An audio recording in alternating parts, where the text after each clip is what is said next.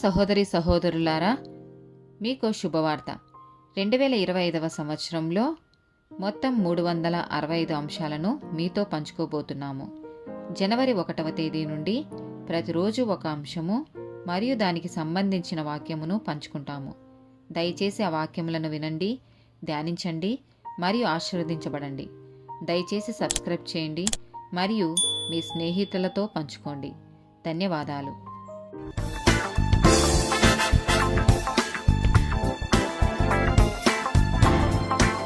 197th day topic తాళాలు. యెషయా గ్రంథము 22వ అధ్యాయము 22వ వచనం. నేను దావీదు ఇంటి తాళపు అధికార భారమును అతని భుజము మీద ఉంచెదను. అతడు తీయగా ఎవడునూ ముయ్యజాలడు, అతడు ముయ్యగా ఎవడునూ తీయజాలడు. మత్తయి సువార్త 16వ అధ్యాయము 19వ వచనం.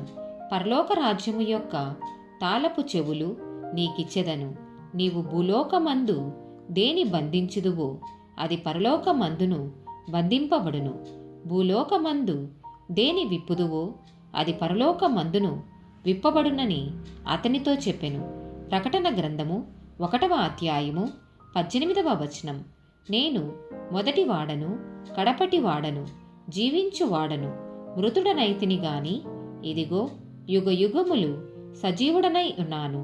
మరియు మరణము యొక్కయు పాతాళ లోకము యొక్కయు తాళపు చెవులు నా స్వాధీనంలో ఉన్నవి. లూకాసు వార్త 11వ అధ్యాయము 52వ వచనం.